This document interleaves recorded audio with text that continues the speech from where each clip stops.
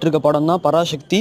இந்த படத்தோட கதை பார்த்தீங்கன்னா 90s காலகட்டத்தில் பச்சையப்பா காலேஜில் நடந்த ஒரு உண்மை சம்பவத்தை பேஸ் பண்ணி தான் இந்த படம் வந்து எடுத்துட்டு இருக்காங்க. இந்த மூவியில் என்னடா கான்ட்ரவர்சின்னு பார்த்தீங்கன்னா பேர் தாங்க. கஷ்டப்பட்டு இந்த பேரை வந்து சூஸ் பண்ணி அதே பராசக்தின்ற டைட்டில் விஜய் ஆண்டனி 25th மூவிக்கு கொடுத்துருக்காங்க. ஆண்டனியோட 25th மூவிக்கு தமிழில் இல்லை தெலுங்குல பராசக்தின்னு சொல்லிட்டு டைட்டில் வச்சுருக்காங்க.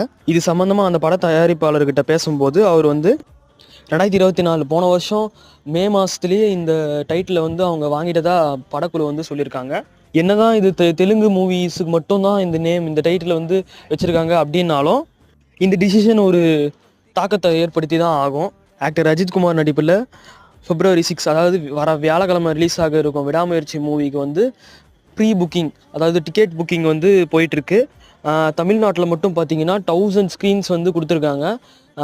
அதே மாதிரி பார்த்தீங்கன்னா கேரளாவில் 350 ஸ்க்ரீன்ஸ் வந்து